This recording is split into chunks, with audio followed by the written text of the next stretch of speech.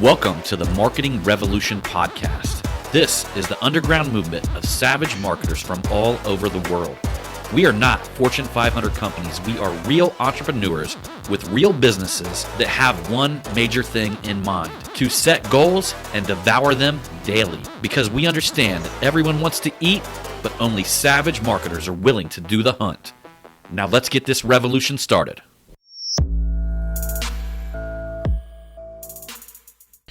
Hey, what's up, everybody? John Hiley here with the Marketing Revolution Podcast and the Marketing Savage Facebook group, coming to you this evening with a podcast with my co-host that be bringing the motherfucking most, and that is Miss Beautiful Diamond Earring.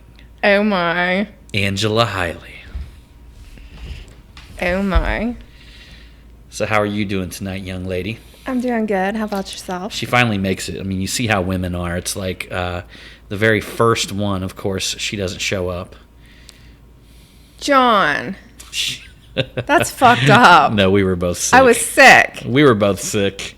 And They all know the story. And my stomach is still like not back to normal.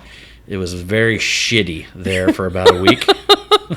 It was very shitty, longer than a week. So. And very pukey. You know, actually, me and you did, if you go back to the very first Marketing Revolution podcast, we actually did some of them together. Yeah. And you're still on the cover of the podcast with me. I should be. So it makes total sense to have your ass here for some Dr. Phil relationship talk. Oh my goodness. So that photo of me and John that everybody sees, John was like doing some Photoshop stuff, and he cut my ponytail out. And I'm like, what are you doing? I'm like, you're making me look like a man. I was like, you got to put that back in there. And John's like, you don't look like a man. And I'm like, yes, I do. You know, and then with my mad Photoshop skills, I just grabbed it, stuck it back on there, you know. It was like, good to go. How dare you? How dare you do that to your wife? Now, you guys heard that, though, right? Some people think that, I don't know, for me, being the type of marketer that I am, and I talk to you guys about this, I'm like literally, I've done everything. So at the beginning, I had that whole, it's like a disease where, you know, you say, I can do it better than anybody, or I will never hire anybody at all because I can do it better. Oh. And I can do it better, and I can do it better. So because of that, I actually filled just about every single role that you can imagine when it comes to video editing, when it comes to podcast editing, when it comes to Photoshop editing. You know, all of that is essentially part of my job. Yeah, so anyhow, sorry about that. I had to cut that for a second. We got a couple wild miniature schnauzers here that we're getting ready to have a barking fit at the front window. Yep. At absolutely nothing. Nope. So we had to put one of them in his crate, and then we had to tell the other one to get the fuck upstairs. Yes, and she'll go lay in her bed until we're done. She'll go lay in her bed until we're done. Yes. So, that being said, I guess we're going to be talking some relationship some relationship stuff. Oh, my. What should we talk about? How hard it is for men sometimes to be in relationships with women. Oh my God. How about I tell the story about how we met, and then we'll just go from there. All right, let's do it. So let's see here. We met on it was November 3rd. I can't remember if it was a Friday or a Saturday night. Do you remember? Fuck if I know. I can't remember what I had for breakfast yesterday. Let's see here. So John was 19 years old, and I was 20 at the time. A total cougar. Oh my God. And you had on, I remember to a T what you had on. You had a pair of white Vans. You had a pair of Lucky Brand jeans.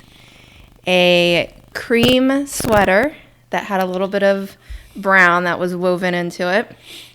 And you were growing your hair out. You had a hat on. It was, I don't know if it was a football team or a basketball team. It had with a pirate flag. Football team. Okay. You had that hat on. And you had a hemp necklace Actually, we still have that hemp necklace, and it won't even fit around my neck anymore. No. My neck's so big. But it was a yellow bead, and it has blue little dots on it. And then I had a pair of Lucky Brand jeans, a pair of Adidas tennis shoes, and a red Abercrombie and Finch long sleeve shirt. So I was definitely the hippie, and she was the preppy girl whenever I rolled up in there. Oh, and I had you blonde forgot to hair at the tell time. You forgot to tell him I was drinking a double deuce of Heineken. Yes. Was it that or was it Guinness? Could have been one of the other hipster beers. But the thing is we met through a person that we both knew. And this gal that I knew was like notorious for bringing around just a bunch of like scuzzy looking guys. So I get down there, and number one, when I'm talking to her on the phone, I was like, Anita, I was like, is there going to be any guys there? I was like, because I do not want nothing to do with men right now. She's like, no, I just want you to come down. We can hang out and visit, and chit chat. And then when I get there, she tells me that these guys are coming over. I'm like, oh, dear Lord. And Ricky came walking in through the door, and I was like, oh my. Which Ricky was like my buddy back in the day, man, who we always told everybody we were related. We always told everybody that He wasn't horrible looking, but he just wasn't my type. And then John came walking in, and it was like the room like lit up 3 shades. It was like dun dun dun, and we just hit it off from there, and we were together ever since. Been together ever since. I know. And then I don't know, what was it, about a month and a half we were seeing each other. That's when I got pregnant. Yeah. It didn't take long to get her knocked up. No. I knew how to keep one around. No. Like I think you even said that was the reason why you got me knocked up, was because you wanted to keep me. You didn't want me to go anywhere. Well, I mean, And I didn't go anywhere. But that was a very stressful time, being 20 years old, pregnant, just in a new relationship with someone. I still remember the day they came and repoed your car. John, I don't want to talk about that. Oh, come on. That's the good shit. That was later on, though. That was a little bit later on. I managed to keep it away from the repo people for a little while. Oh, dear God. Oh, shit. I can't believe you said that. It's all good. It's all good. Hey, the interesting thing is, it's like where we're at now. It's so interesting to talk about where we came from. Yeah. I mean, because literally the mindset that we were in back then, we were like people that were just trying to somehow find enough money to even just get our own place. Yeah. We're getting cars repoed. Yeah. I finally find like a halfway decent job, but I'm working through a temporary company, and I'm working for Dannon Yogurt. Yep. And it wasn't long that, probably, was it 6 months before I got that job. And before you were pregnant, I sold LSD to an undercover cop, or an undercover cop. I think we just recently found out I was pregnant. I was pregnant when you sold that stuff, but I wasn't that far along. I was probably like a couple months pregnant. I told you guys this. I was good at marketing back then. It was just a different type of marketing, and it was some shit that was much easier to sell. I was a street pharmacist. Yeah, there you go. But what they did was they got me on my way to work. I was speeding, and a sheriff pulled me over. And when he pulled me over and ran the VIN, he seen that I had a warrant for my arrest for and I think I was probably maybe like 6.5, 7 months pregnant when you got arrested the first time. And then they had to indict me after that. But then that's right when Jonathan was first born. I think he was only like a couple weeks old. Probably a couple weeks old. They came back and got me again. Where did they get me the second time? I think we had an attorney at the time, and you just turned yourself in. Is that what it happened? Yeah, very I'm pretty well. sure. I mean, that was like forever ago. So, I remember I was in there in and out like 6-7 days or something like that. And I just remember it being like the most horrible time of my life, like sitting there thinking, because, you know, a trafficking LSD, that could carry up to 10 years in prison. Yeah. They had like a maximum of 10 years in prison at that time.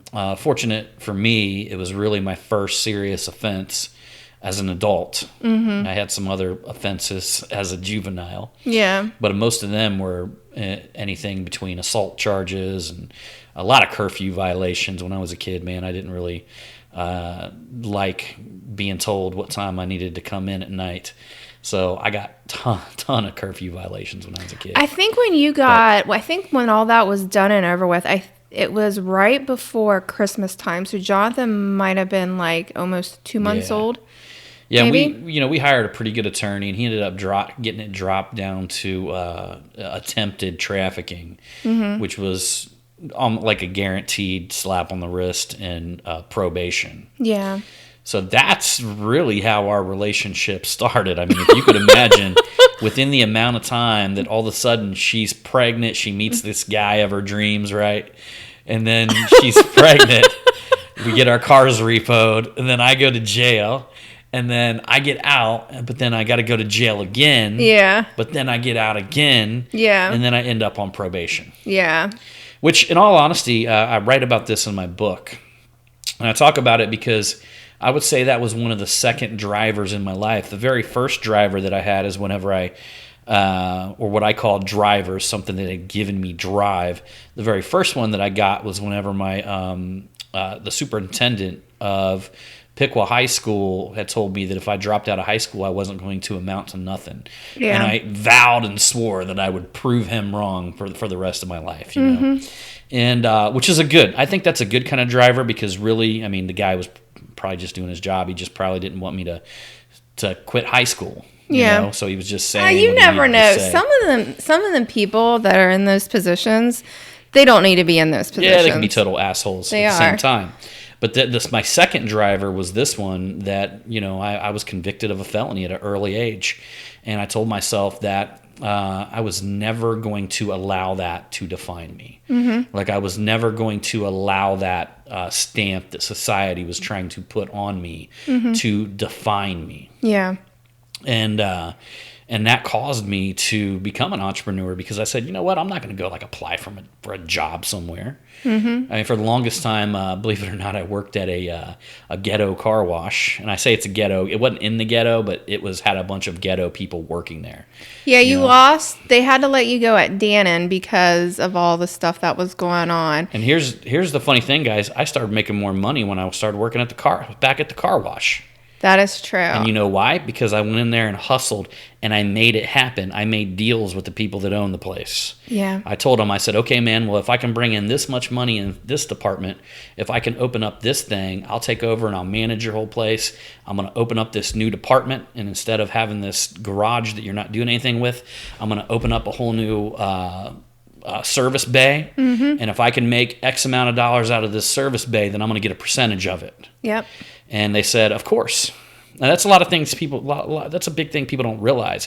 Any situation that you're in, if you're working with somebody who's the owner of a business and you approach them and say, hey, man, I see something over here that could be opened up and a lot of money can be made. If I can make you a lot of money over here, will you give me some of it? Yeah. Right? So we're talking about money that you don't even have now. And if I can make you money over here that you currently don't have now, will you give me some of it? Yeah. And they're always going to say yes. So they said yes, and I put it together, and I made it happen. And we started doing all kinds of shit out of there. I mean, back then, I was shooting commercials. I mean, do you remember how many that we were That's right. You were on Time Warner Cable. We were on Time Warner Cable. We were on TV. I was shooting and directing commercials. And I wonder if there's a way we could ever find that. I wish. I mean, do you remember the lightning behind us? Yeah.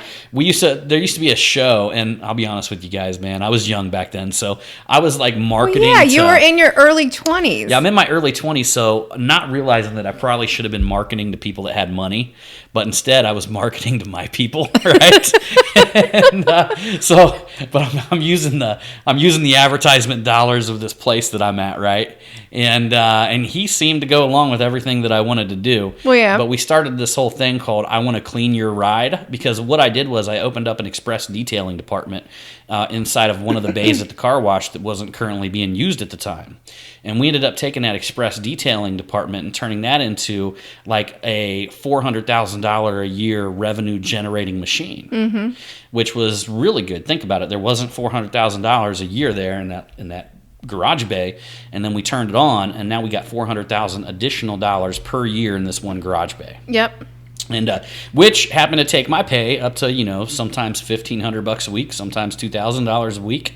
And back then, for me, you think about it, that was back in early 2000s. Yeah. Back in the early 2000s, We thought we were rolling in the dough. We thought we were rolling in the dough, man. Now that wouldn't even be enough money to fuel my jet. We don't have no jet, John Hiley. So God, you're such a turd. But we actually were doing these commercials. There used to be this TV show on called "I Want to Pimp Your Ride." Yeah, on MTV. And it had, who was the dude who was on? Was it like? It was Exhibit.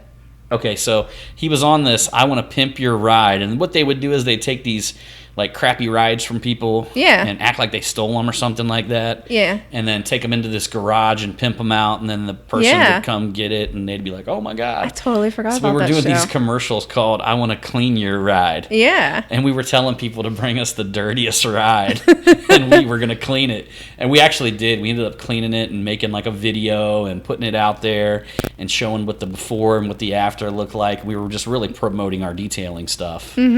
And I'm not really sure how well it worked back then, to be honest with you. Yeah, but still, though. We were, back then I was doing a lot of things like that, and even I had my first Dents for Kids charity.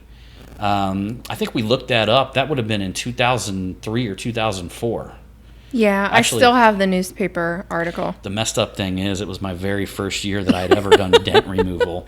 And I wasn't really that good at doing dent removal. When we went out to California for John's PDR training, John was still on probation. Do you remember that? I remember. Whenever I learned how to do paintless dent removal, I was working at that car wash.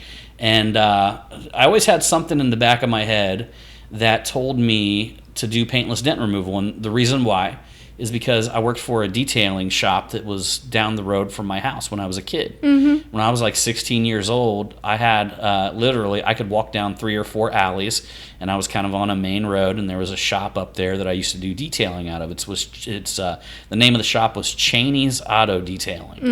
And the guy was really fucking goofy, and so was his wife. They were just two goofballs. Yeah, but that's Piqua for you. Yeah, I mean, I don't know if you could just picture like Joe Dirt mixed with like Dale Earnhardt Jr. Like I can't even explain. Okay, but what does his wife look like? She was pregnant all the time. Oh, barefoot and pregnant. Really? Smoking cigarettes? No, are you serious? Nah, I don't think she was smoking cigarettes. Oh my God, John. But look, so I was working for him, and we were doing basically I was doing like work per like half the whatever he got paid, I was getting half of it. So which is really a bad deal for him, because literally he was only getting paid $50 a car back then. He was having cars detailed at his shop for $50 a piece. Yeah. But the car dealerships he'd go to would give him like 20, 30, 40 cars a week. So we're in there detailing cars for $50 a piece, and then I'm getting 25 of it, whatever. And I would always remember him coming in, and he would just always be bitching and complaining about these dent guys at these car dealerships, because they were the ones making all the money, and he was working like a little bitch. Yeah. Like not making any money at all. Yeah. And that always stuck into my head. Like I just remembered, and I always thought, I'm like, man, I wonder what they do. So when all that shit happened, all that stuff went down, I lost my job, which was, think about that, that was a miracle. I mean, I could literally be an employee of Dannon Yogurt today. I know, because making $22 an hour. I know, because here's the thing, that like when John, when they let him go from Dannon Yogurt, and John said that he was going to go and work at this car wash, I'm like, no, you can't do that. You need to go and get another factory job. So I'm like, I always tell John, like, I'm so thankful that you never listened to me. Yeah, nobody believed in me when it came to this car wash thing. It wasn't that, though. You got to think, though, that, like, we were in our early 20s, and here we have, you know, like, a new baby, and, you know, in all honesty, as a 20-year-old, you're thinking you're going to be able... Working at a factory, to me, sounded like it was more of a stable job compared to working at a car wash. But, you know, here's how it goes down, guys. Here's how it goes down. I've talked about this before. I mean, I did work at that car wash, but here's the thing. You always got to negotiate and make deals. Yeah. Always got to negotiate you're so good at that and make too. deals. Anytime you can position yourself to make a deal where both parties win, where it's a win-win situation, Yeah. most people are going to say yes. Mm-hmm. So I always put myself in position to look at it like, okay, so how could both of us win in this situation? How could I walk away making a bunch of money, but at the same time, I'm making this other person a ton of money that they don't have right now. Yeah. And if you guys would be surprised if you just thought that way in life. With everything that you do, every transaction that you get into, if you focus on it being a win-win, meaning you win and the other person wins, like resistance will just disappear. Yeah. The problem is most people just focus on their shit. Mm-hmm. They just focus on their self. Mm-hmm. And, you know, they leave out the other party. Mm-hmm. And that's the reason why there's a lot of resistance. There's a lot of bosses out there that are like, fuck that, I'm not going to do that. Why would I do that? Why would I give you this or that or whatever it is, right? Yeah. It's because they didn't approach it with a win-win attitude. Mm-hmm. Can you remember, like, how long you worked at that car wash? You worked there for a while. I probably worked there for 4 or 5 years. Yeah. Probably for 4 or 5 years. And then I, at the time, was working at Evenflow as a customer service rep. And I was making enough money to where it covered all of our bills. So it gave John the opportunity to leave the car wash and go on his own. Yeah, and kind of what happened at the car wash, I just started to get really, like, you know, when you're young, and I made that place all kinds of money. Mm-hmm. And I truly believe that at the time, I had a belief that I wasn't being appreciated enough. Mm-hmm. Okay, so I wasn't being appreciated enough, and you know, granted, the owners were doing some shit that was kind of fucked up. Yeah, you know, there was times when half the people wouldn't get paid, and then we found out that the owners went in there and would raid the safe to go buy a bunch of paintball gear for the weekend. Really? Yeah, so there was like situations like that, and it got out, like literally the lady who they had there managing, you know, their books, and she just told people, she's like, we can't pay you because Steve came in over the weekend and took out all the money so he could go buy paintball gear.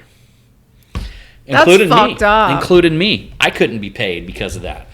So there was some things that was happening there where he was losing a ton of fucking, you know, his leadership skills were just being fucking, were just going down the drain on a daily basis. See, that's something that I think, like, I can never understand as a person is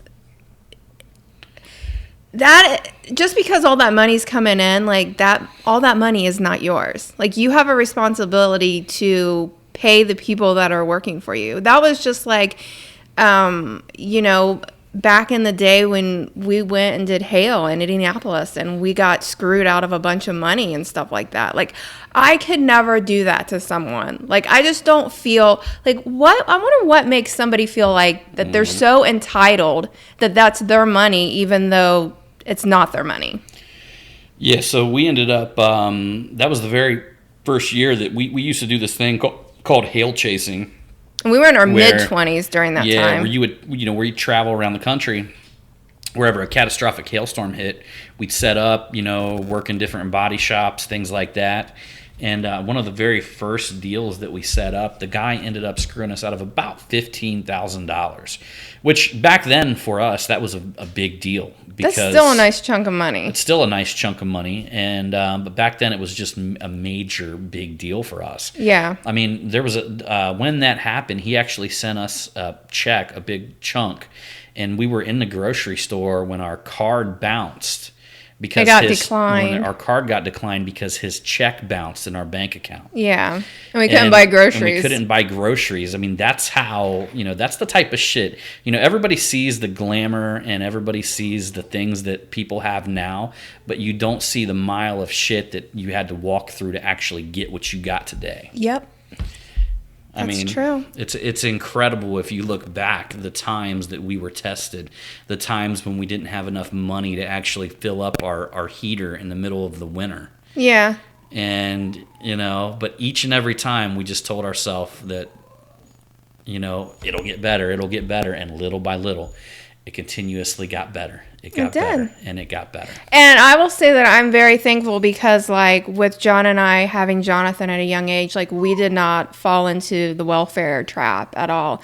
I mean, when I was pregnant with Jonathan, I did qualify for free health care and I was on WIC. But, I mean, we could have totally went down that road and that whole trap and could have gotten stuck there, but we never did. It's so funny because back then, like, we knew people that were living off the welfare system and were literally doing better than almost everybody around them. Yeah, that's like, true. Meaning they had better housing than most of us. They had more food than all of us. Yeah. They had more money because literally a lot of them that I knew were working these like side gigs, these side jobs that were paying them cash. In fact, there were several of them that were working at the car wash that I was managing at the time, and they were getting paid under the table. They were getting paid cash. They were making tip money on car washes, and then they were also getting paid by the government. Their housing was getting paid for. Their food was getting paid for. So literally all the money that they made was 100% just pure profit. Yeah. So to look at some of them, and I'm here to tell you guys, a lot of people think that government housing's shitty. Well, I'm going to tell you something, not the fucking places I've seen some of these people live in. Well, they were getting, I think, what's that called, Section 8? Yeah, and these actually Section 8 houses were much nicer than where we were living. Yeah. And I mean, that's just the bottom line. I don't know how else to say it. I mean, literally, they were brand new. Mm-hmm. And I mean, they had, 3 bedrooms, nice walkout decks on the back. I mean, they were incredibly nice. So it was very tempting during that time for us to get caught up in something like that. Yeah. You know that you could make cash money and you could have the government, and we never did. Never, ever got caught up Nope. in that shit. And but that's a trap, Mm-hmm. That's a trap in life.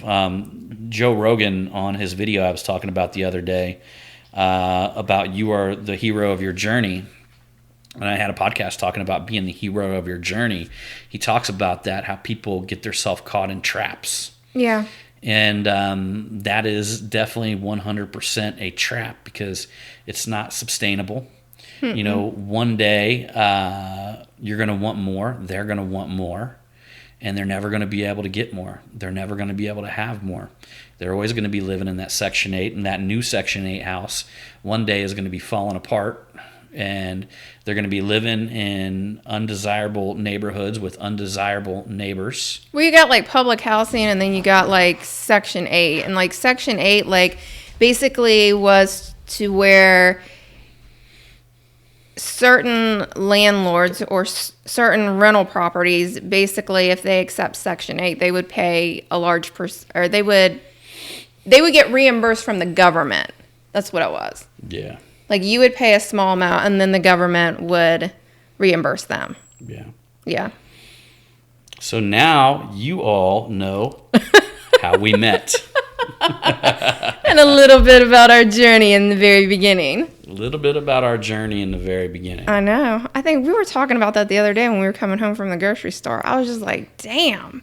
Mm-hmm. I was like, look at that shit. I was like, we could have seriously gotten caught in like a fucked up trap and still been there and wouldn't be where we are today. Yep. Wouldn't be marketing savage John, it'd be welfare savage John.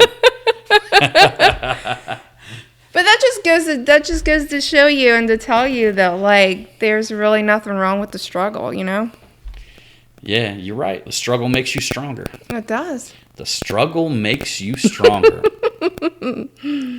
So anyhow, y'all, I think that's pretty good for a first episode. I think it is too. I think it's pretty good for a first episode. Mm-hmm. You learned about our welfare struggle. No, we weren't on welfare. No, we were never on welfare. No, it was our struggle to not be on welfare. Yeah, exactly. Exactly. You learned about my drug dealing career. Well, in all honesty, when I first met you, you were selling weed. You know? Yeah, I mean, I was selling weed for a long time. You would get John would get Christmas money from his mom, and then he would take that Christmas money and buy like a pound of weed, and then he would like make his money back plus a shitload more. Wasn't it? Well, yeah, you would flip it, you know what I mean? Yeah. You would cut it up into little baggies. Yeah. So, man, now you guys even know more about me. This has been an incredible podcast. Well, see, that's the thing, though. That's just like with you belonging to with Apex, and then I will watch like Ryan Stewman's stories and stuff like that. And there was Stewman's been to prison twice, I think. Yeah, and there was one of I think it was like somebody asked him about like drugs and stuff like that, and he's like, "Oh, I've done them all," and I was just like, "Oh my god, that just so reminds me of John Hiley." I have done them all. I always wonder what it would be like to not have done any hallucinogenics at all in my life. I think it's what makes me creative. It probably does. Because I've seen some fucked up shit. You've probably seen some good stuff, and then you've seen some bad stuff. A little bit of both. So, yep. All right, everybody. So I appreciate you guys for coming along on this Tactical Dent Tech podcast. You said Tactical Dent Tech podcast. Oh, well, now you guys. I knew you were going to get it messed up. Now you guys know my other podcast. Me and her do that together, so that's the reason why she thought I was going to get it mixed up. Yeah, he's been hiding me. He just doesn't want to really share me that much on this one. Oh, good Lord. All right, everybody. So I'm going to stop this Marketing Revolution podcast. Oh, there you go. Head on over to the Marketed Savage Facebook group. And remember, we got Winners Wednesday coming up, so be sure to leave an iTunes review. And I've seen them. We already got 3 reviews since the last Winners Wednesday.